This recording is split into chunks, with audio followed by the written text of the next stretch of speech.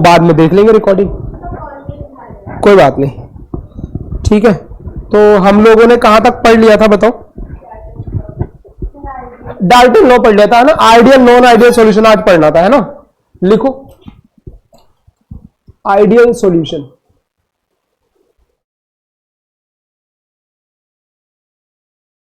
ये volatile liquids का ऐसा सॉल्यूशन होगा जो राउट्स लॉ को ओबे करेगा, मतलब जो भी प्रॉपर्टीज राउट्स ने बताई हैं वो सारी इसमें हमें दिखाई देंगी, ठीक है। तो लिखो a solution of two volatile liquids which follow Raoult's law over entire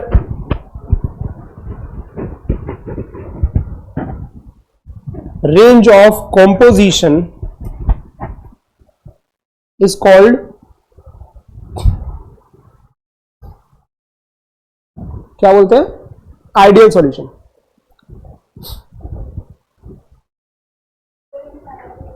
composition मतलब कि ए और बी का जो मिक्सचर है वो 50-50 हो, 70-30 हो, 60-40 हो, सभी में वो फॉलो करेगा राउट्स लॉ को over entire range of composition.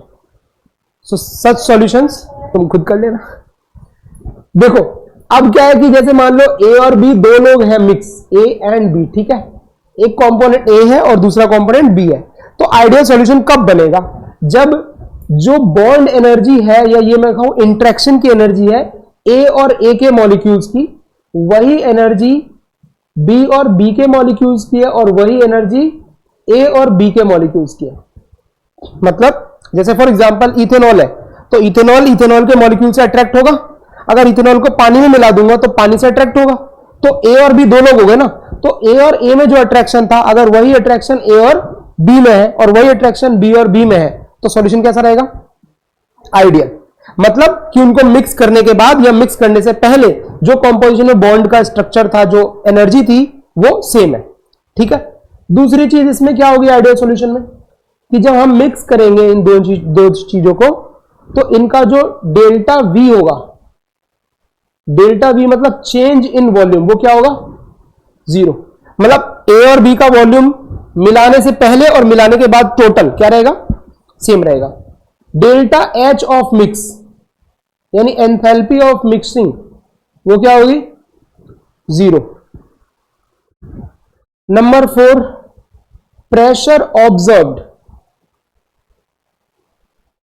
Will be equal to pressure calculated. जो हमने राउट्स लॉ से कैलकुलेट किया और जो हमने ऑब्जर्व किया, वो दोनों क्या होगा? सेम होगा। हाँ, टोटल प्रेशर, ठीक है भाई। अब अगर मैं इसका ग्राफ बना करके तुम्हें समझाने की कोशिश करूं, इसमें एक दो एग्जांपल ले लेते हैं पहले,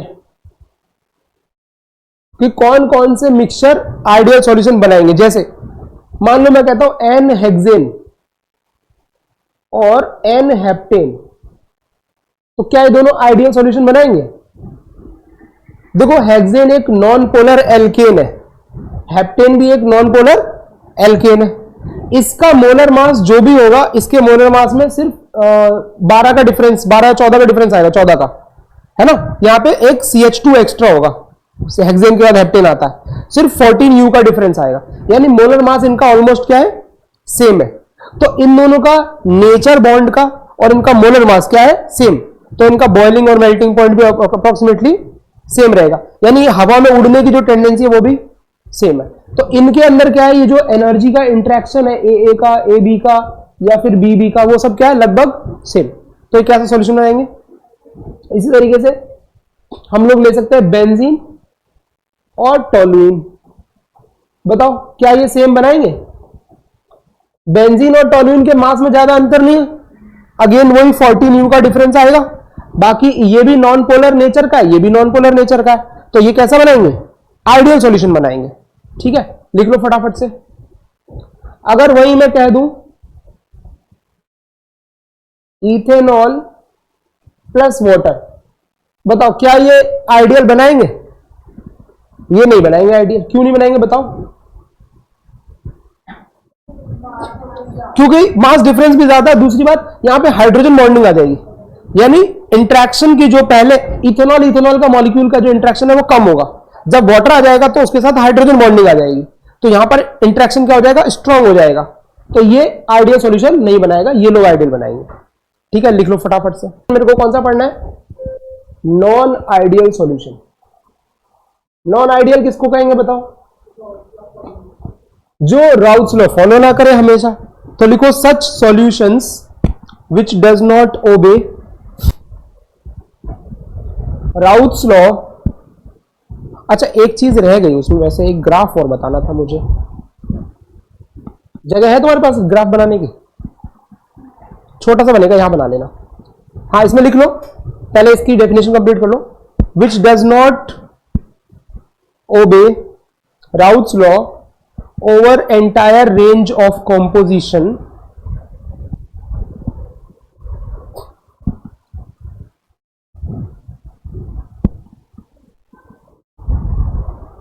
इज कॉल्ड, क्या बोलते हैं उसको, non ideal solution.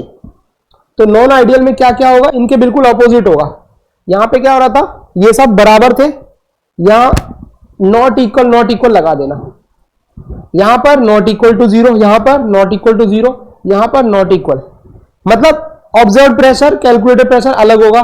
Delta H of mix यानी एंथैल्पी चेंज जीरो नहीं होगी, डेल्टा वी मिक्स जीरो नहीं होगी। ये सब चीजें नॉट नॉट नॉट कर दो। एग्जाम्पल बता दो इसकी, क्या लिखोगे एग्जाम्पल में, क्या लिखोगे बताओ। ये बॉटल तुम लोगों की है क्या, हम लोगों की है? पीछे जो रखी है तुम्हारी नहीं है? इथेनॉल प्लस वाटर लिख लो। और क्या लिख सकते हो बताओ, एसीटोन प्लस CS2 लिख लो। एसीटोन का फॉर्मूला जानते हो आप लोग? नहीं, CH3COCH3 प्लस CS2। और क्या लिख दोगे, और दो बताओ, एक दो। कार्बन डाइसल्फाइड एक तरह का सॉल्वेंट होता है, जैसे पानी में हम लोग रिएक्शन करते हैं ऐसे CS2 में भी रिएक्शन करते हैं, सॉल्वेंट होता है।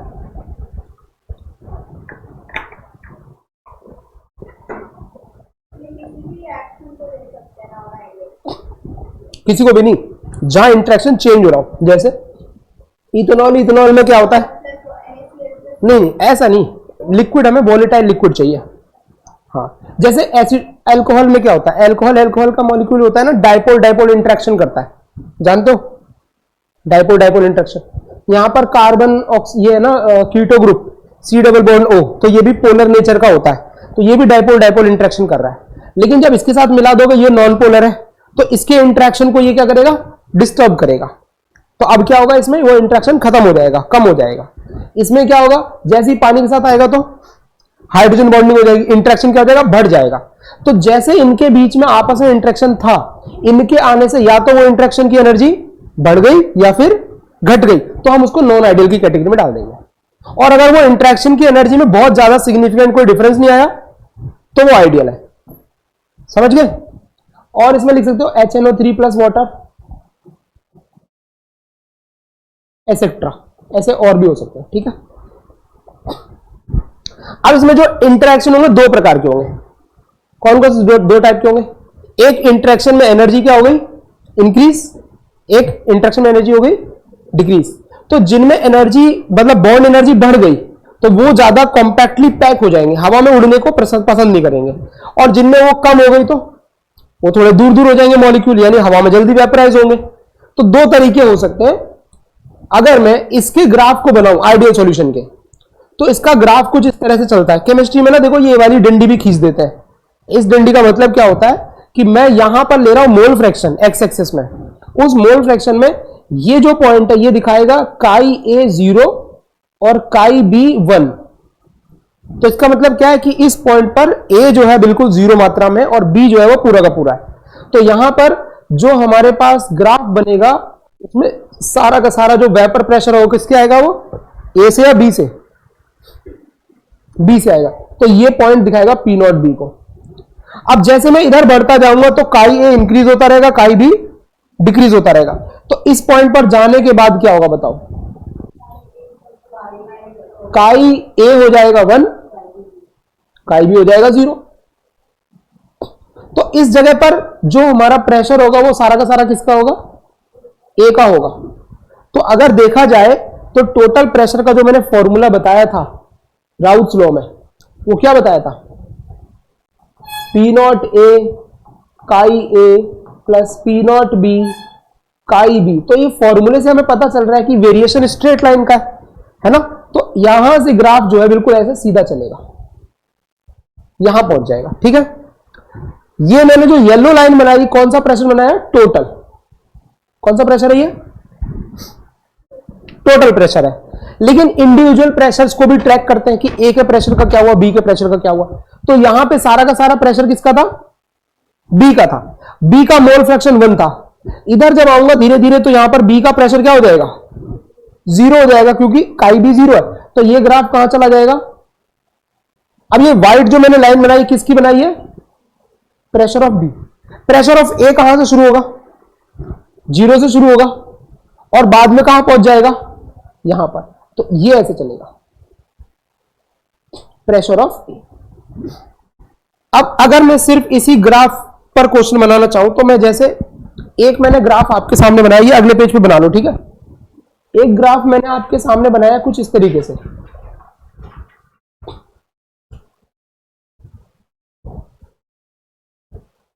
ये मेरा था पी नॉट ए, ये है पी नॉट, यहां पे बी था ना, ये है पी नॉट ए, यहां पर था काई ए 0 काई बी 1, यहां पे था काई ए 1 काई बी 0।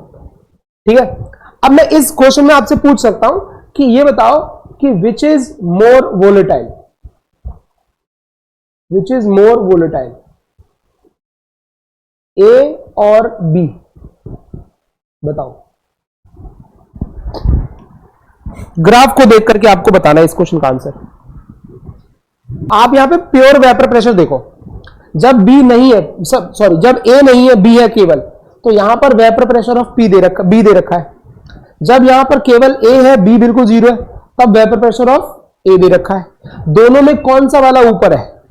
यानी अगर प्योर ए लेंगे तो वो जल्दी वेपराइज हो रहा है, तभी तो ज्यादा वेपर प्रेशर है, और प्योर बी लेंगे तो वो धीरे धीरे वेपराइज हो रहा है, उसका प्रेशर कम है। तो मोर वोलेटाइल कौन हुआ? ए हुआ मोर वोलेटाइल इस डायग्राम में।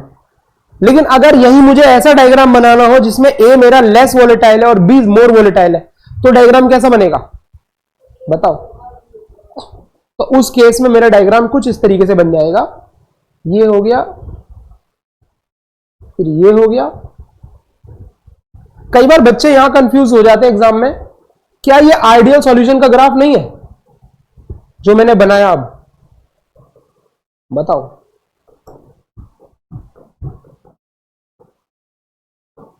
बताओ मानवी, आइडियल सॉल्यूशन है या नहीं है? ये भी आइडियल सॉल्यूशन है, लेकिन डिफरेंस क्या आ गया?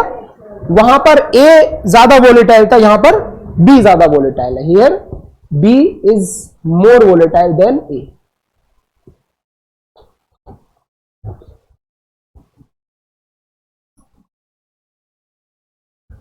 समझ गए?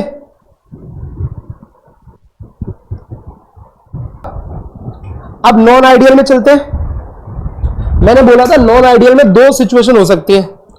एक सिचुएशन क्या हो सकती है कि हमारा सॉल्यूशन का जो इंट्रैक्शन एनर्जी है वो बढ़ जाए, और एक हो सकता है कि वो कम हो जाए। बढ़ेगा तो मॉलिक्यूल ज्यादा टाइटली पैक हो जाएंगे और घटेगा तो लूजली पैक हो जाएंगे, वो दूर दूर हो जाएंगे। ठीक है, तो on that basis we can classify non ideal solution in two categories. First one is positive deviation from ideal behavior, and second one is negative deviation from ideal behavior.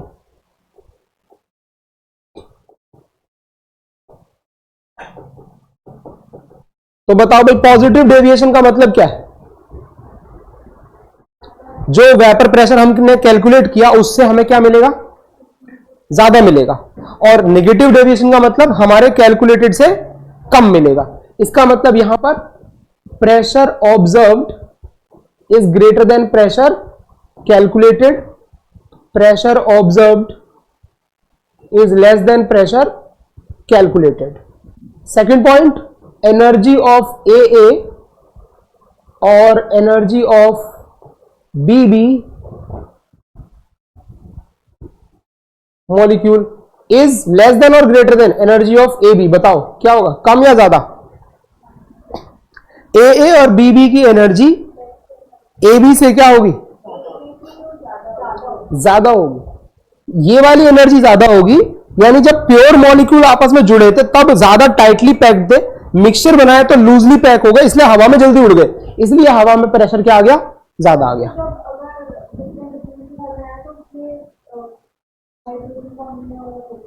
Hydrogen bonding जिसमें वो negative में चला जाएगा ना, bonding ज्यादा, तो फिर molecule tightly pack हो गए, प्रेशर कम हो जाएगा। दूसरा, energy of AA, energy of BB is less than energy of AB। ठीक है भाई। तीसरा point, delta H of mixture क्या होगा? Greater than 0। Delta V of mixture क्या होगा? Greater than 0। यहां पर क्या होगा? Delta H of mixture less than 0, delta V of mixture less than 0।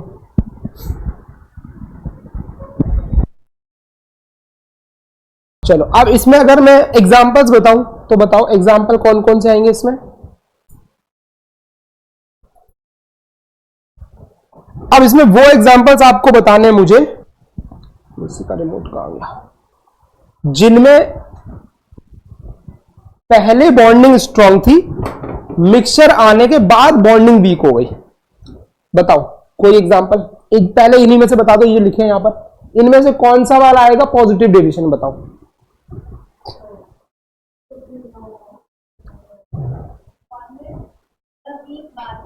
हाँ, पहले बॉन्डिंग स्ट्रांग थी।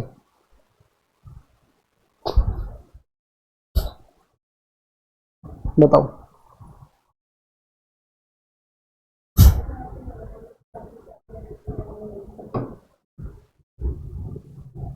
क्या एसीटोन प्लस CH2 लिख सकता हूं मैं?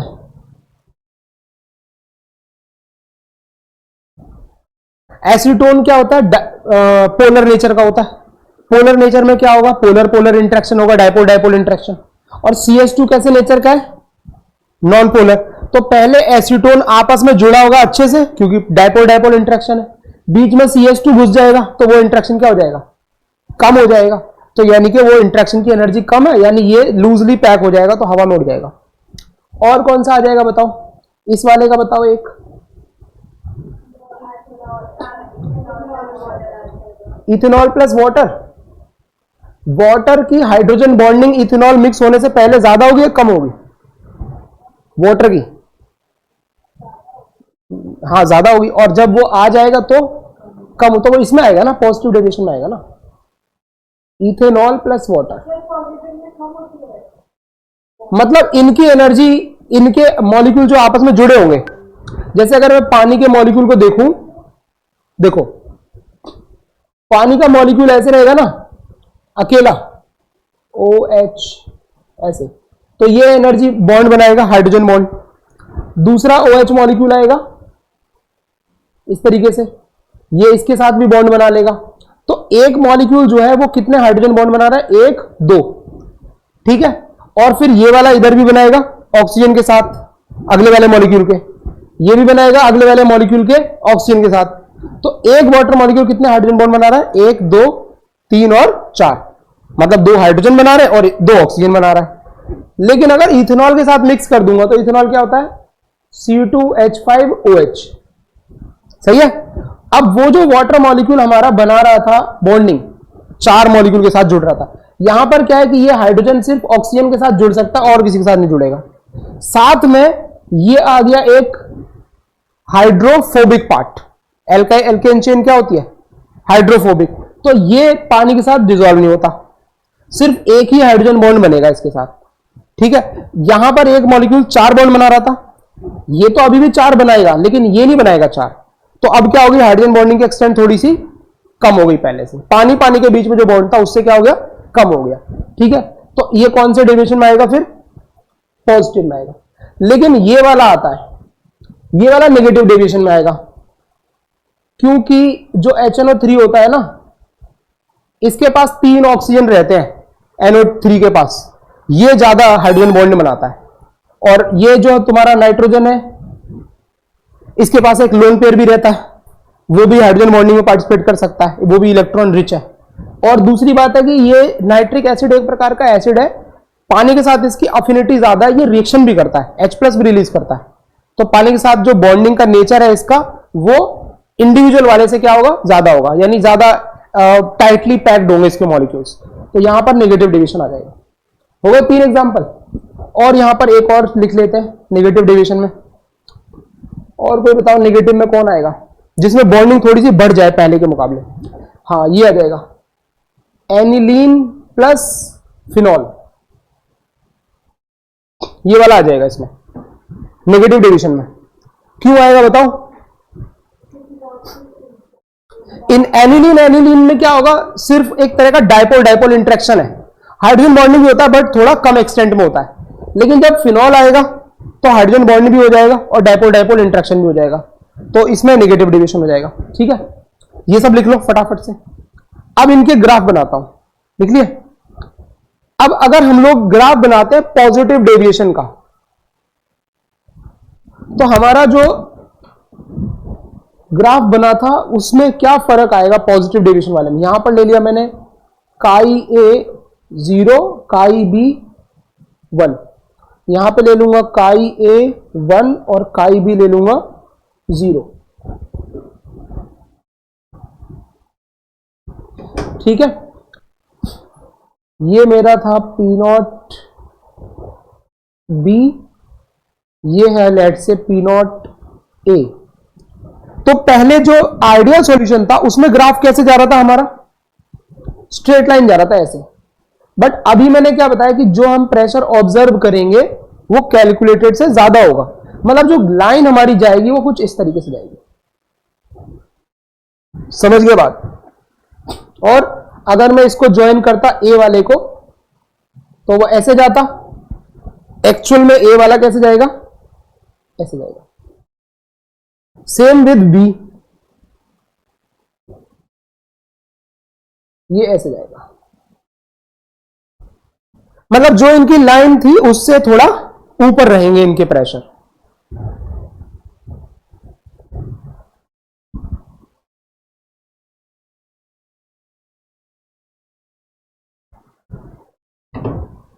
हो गया? अब इसमें कैसा बनाओगे, इसमें यही लाइन है जो ऊपर की तरफ बेंड करी है वो किधर की तरफ बेंड कर दोगे, नीचे बेंड कर दोगे। बाकी सब सेम रहेगा। बना दो फटाफट, लिख लोगे ये सारी चीजें। और एनसीईआरटी में से रीडिंग मार लेना, इनके जो एग्जांपल्स है ना, जो खास करके एनसीईआरटी में दिए होते हैं वो एग्जाम में एज इट इज पूछते हैं। तो जो एग्जांपल तुम्हें मिल जाएंगे कहीं क्वेश्चन के अंदर, कहीं एनसीईआरटी के अंदर, वो एग्जांपल सारे रट लेना। ठीक है, आगे बढ़े। अब देखो एक छोटा सा पैसेज और हमारी बुक में दिया हुआ है। अभी हमने पढ़ा पॉजिटिव डेविएशन और नेगेटिव डेविएशन, है ना। अब इसके अंदर अगर मैं देखूंगा ना, ये जो हमारा प्रेशर कम ज्यादा हो रहा है मिक्सचर का, इससे क्या फर्क पड़ता है कि जो सॉल्यूशन का बॉइलिंग पॉइंट होता है, आपको पता है बॉइलिंग पॉइंट किसको बोलते हैं? हवा के अंदर प्रेशर और जो एटमॉस्फेरिक प्रेशर है वो दोनों इक्वल हो जाते हैं, तो हम कहते हैं कि वो बॉयल हो रहा है। तो क्योंकि इसका प्रेशर चेंज हो गया तो इसका बॉइलिंग पॉइंट भी क्या हो जाएगा, चेंज हो जाएगा। तो जैसे हम मिक्सचर लेकर के आएंगे उसका बॉइलिंग पॉइंट क्या होता रहेगा, चेंज होता रहेगा। तो ये जो दो अलग अलग टाइप के मिक्सचर्स है, पॉजिटिव डेविएशन नेगेटिव डेविएशन, ये लोग अलग अलग टाइप के मिक्सचर्स जनरेट करेंगे जिसमें बॉइलिंग पॉइंट क्या होगा, चेंज होगा। तो इनमें बॉइलिंग पॉइंट क्या होगा, घटेगा या बढ़ेगा? प्रेशर इनका ज्यादा हो रहा है। प्रेशर कुकर में क्या होता है, प्रेशर कुकर में प्रेशर ज्यादा कर दे तो आलू जल्दी उबल जाते हैं, यानी बॉइलिंग पॉइंट पानी का क्या हो जाता है, कम हो जाता है, कम ईंधन में उबल जाता है पानी।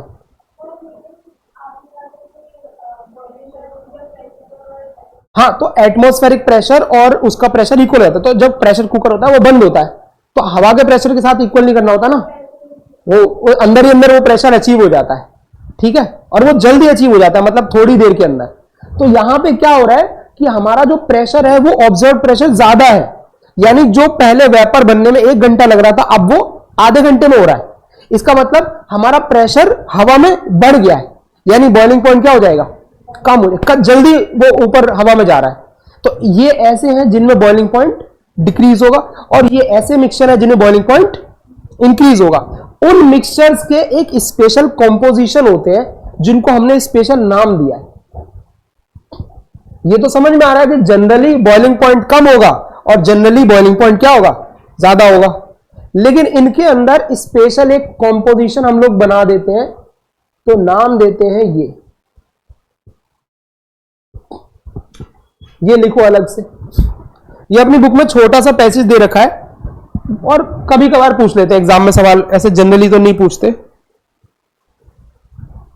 बोलू अब एजियोट्रॉप क्या होता है, मैं एक ग्राफ के थ्रू समझाने की कोशिश करता हूं, ये मतलब बनाना मत, बाद में बनवाऊंगा फेयर वाला। जैसे मान लो कि हमारे को ए और बी दो चीजें हैं, उनको मैं मिक्स कर रहा हूं मोल फ्रैक्शन को चेंज करते हुए।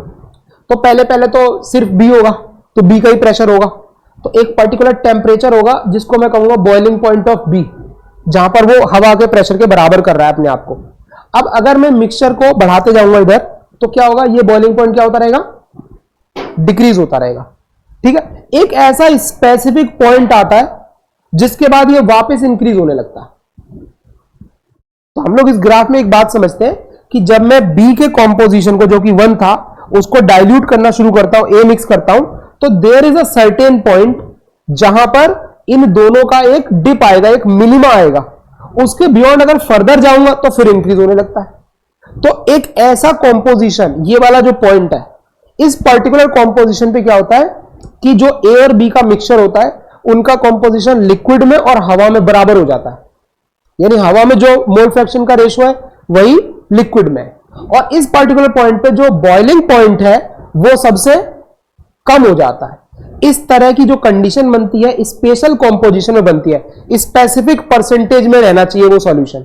उस कंडीशन को हम लोग क्या बोल देते हैं, एजियोट्रॉप बोल देते हैं।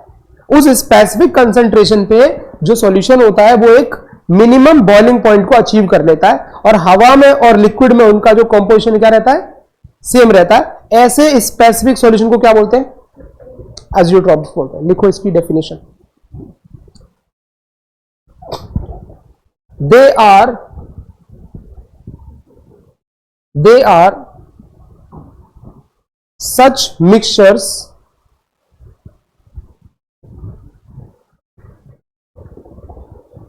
which have same composition in liquid as well as in vapor phase,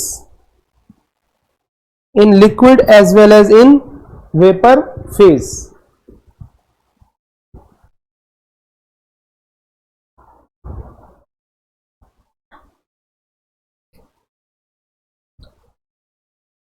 paragraph change करके लिखो, they boil at constant temperature and cannot be separated by fractional distillation।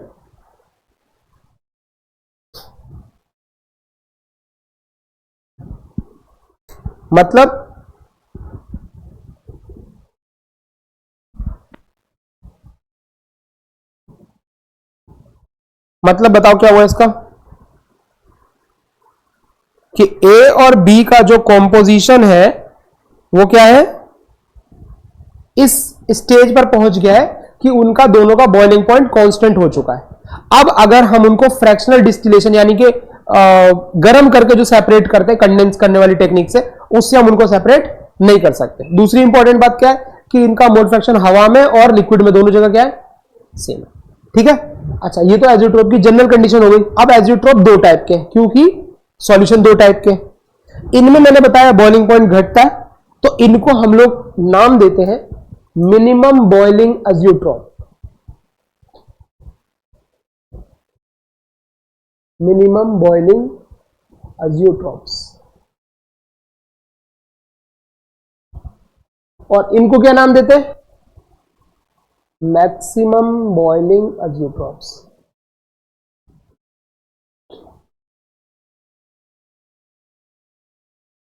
समझ गए? अब जितनी भी प्रॉपर्टीज इनकी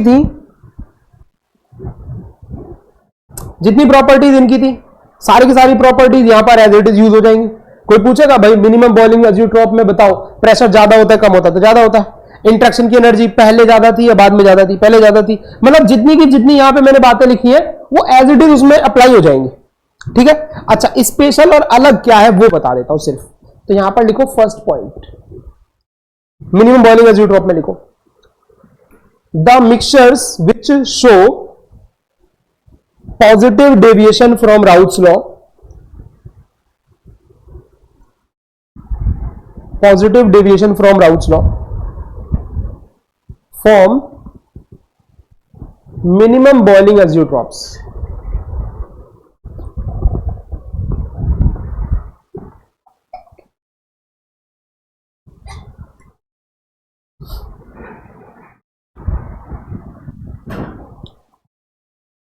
क्या हो गया? ज्यादा हल्क बन रहा है? क्या हुआ? क्वेश्चन में डाउट आ रहा हूं, 7 बजे आऊंगा तेरे पास, कर ले और डाउट वाला छोड़ के आगे कर ले। इसके सामने दूसरा पॉइंट इधर लिखो। क्या लिखोगे उसमें? अपोजिट लिख दो उसका। जो नेगेटिव डेविएशन वाले हैं वो दिखाते हैं।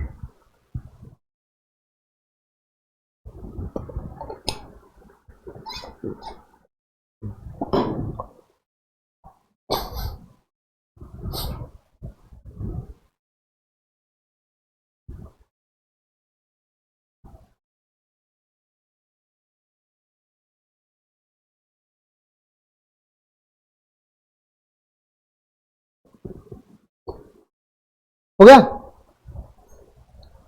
अब इसमें लिखो सेकंड पॉइंट। इसमें जो बॉइलिंग पॉइंट होता है मिक्सचर का, वो दोनों के इंडिविजुअल बॉइलिंग पॉइंट से क्या होता है? कम होता है। तो लिखो boiling point of mixture is less than individual boiling points of component.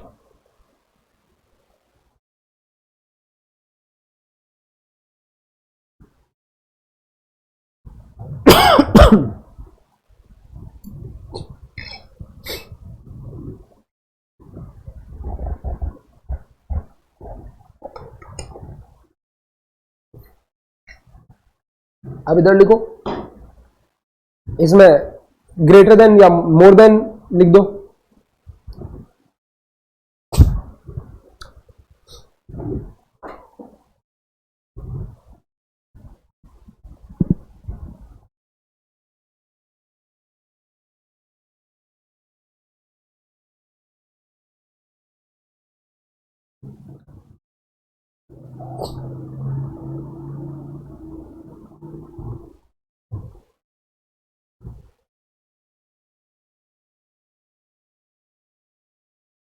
हो गया? अब इसमें लिख लो एग्जांपल, इथेनॉल प्लस वाटर, और इसमें आ जाएगा HNO3 प्लस वाटर।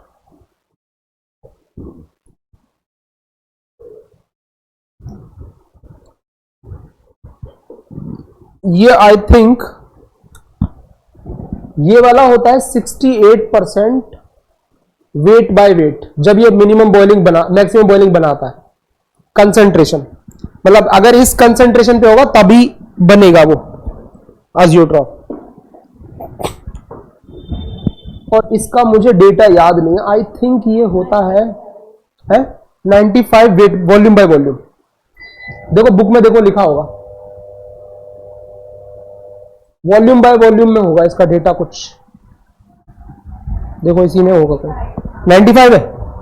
हाँ ऐसे ही होता है। हालांकि इथेनॉल क्या है, पानी में हर कंपोजिशन में डिसॉल्व हो जाता है, मतलब हर प्रोपोर्शन में, लेकिन इस वाले में जब ले जाएंगे तो वो अजियोट्रॉप बन जाएगा। मिला के हाँ। अगर मैं आपको बता दूं, अगर आप एनसीईआरटी कर लोगे अरिहंत कर लोगे तो फिर सब आप कवर कर लोगे, क्योंकि वो सब उसमें हर वैरायटी का क्वेश्चन दे रखे ऑलरेडी। लिखो कॉलिगेटिव प्रॉपर्टीज।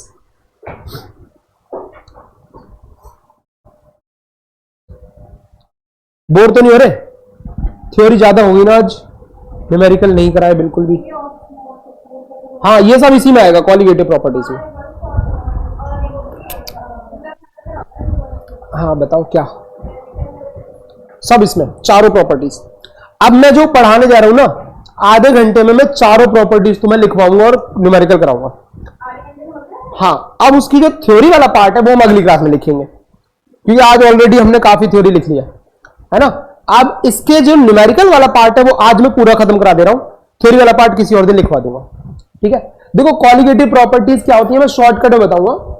ये ऐसी प्रॉपर्टी होती है विच depend on number of particles. किस पर डिपेंड करती है ये? जो सॉल्यूट हम मिलाने जा रहे हैं हमारे मिक्सचर के अंदर, उस सॉल्यूट के पार्टिकल की संख्या क्या है उस पर डिपेंड करती है। उन प्रॉपर्टीज को क्या बोलते हैं हम? कॉलिगेटिव।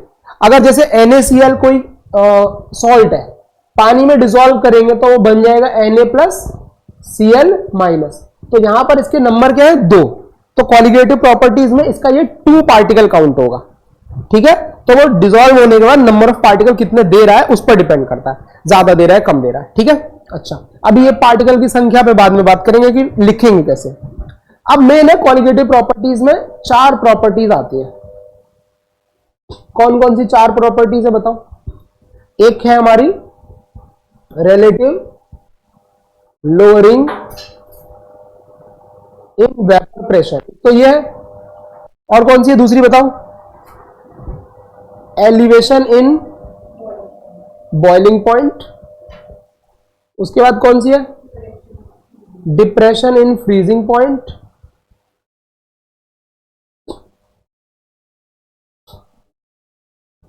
फिर उसके बाद कौन सी है? Osmotic pressure.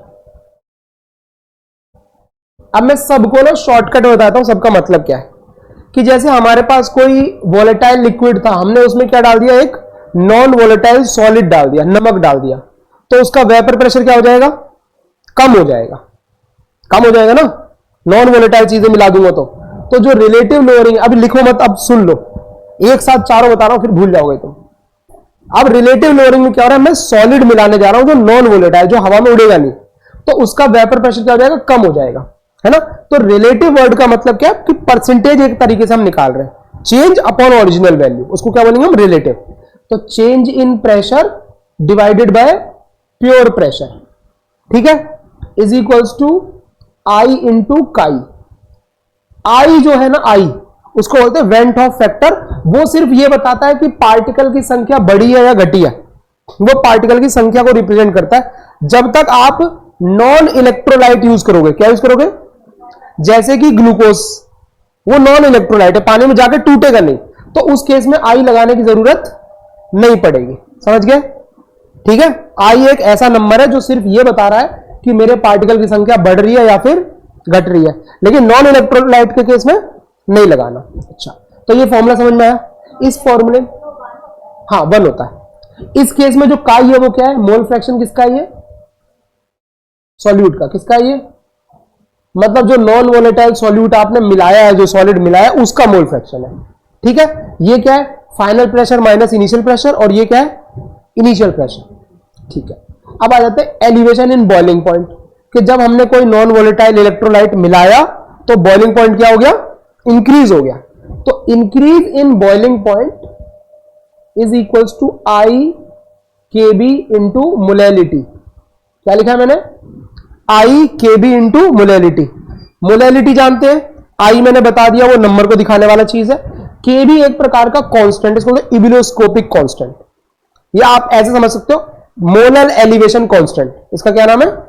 Molar elevation constant. ये केवल एक कांस्टेंट है, इसको फिलहाल ऐसे याद कर लो। वो दे रखा होगा सवाल में, Kb of water, Kb of glucose दे रखा होगा, वहां से छाप देंगे हम। ठीक है, डिप्रेशन एंड फ्रीजिंग पॉइंट, इसका फॉर्मूला भी बिल्कुल क्या है? डेल्टा टीबी, मतलब change in boiling point. Delta T F मतलब चेंज इन फ्रीजिंग पॉइंट, ठीक है। अच्छा ये क्या आई, सेम वही चीज है। के एफ यहां पर बॉइलिंग पॉइंट का कांस्टेंट है, यहां पर फ्रीजिंग पॉइंट का कांस्टेंट है। एम क्या है, मोलैलिटी। ऑस्मोटिक प्रेशर फॉर्मूला होता है आई सी आर टी। आई तो सेम चीज है, सी यहां पर मोलैरिटी है, क्या है ये, सी क्या है, आर क्या है, गैस कांस्टेंट, टी क्या है, टेम्परेचर। समझ गए बात। अब ऑस्मोटिक प्रेशर क्या होता है वो थोड़ा सा समझाऊंगा जब न्यूमेरिकल आएगा, ठीक है। मतलब एक, हाँ काइंड ऑफ, अभी इस पे थोड़ा सा मैं समझाऊंगा एक डायग्राम बना के क्या है और कहां से आया कैसे है, ये सब थोड़ा सा बाद में। ये सारे फॉर्मूले बहुत इजी हैं जो तुम अप्लाई करके न्यूमेरिकल निकाल सकते हो। पाई एक प्रेशर को सिंबल दिया, पी लिख दो, क्या फर्क पड़ता है, पी यहां लगा लिया ना इसलिए वहां पाई लगा दिया। एम, एन क्यों लिखो, मोलैरिटी है ना वो। अरे वो तो ठीक है लेकिन वो फॉर्मूला नहीं लगा रहे हैं। हाँ तो एन अपॉन वी बन तो गया मोलैरिटी, वही तो बन गया। समझ गए। इस सारे फॉर्मूले जल्दी लिखो, न्यूमेरिकल कराता हूं।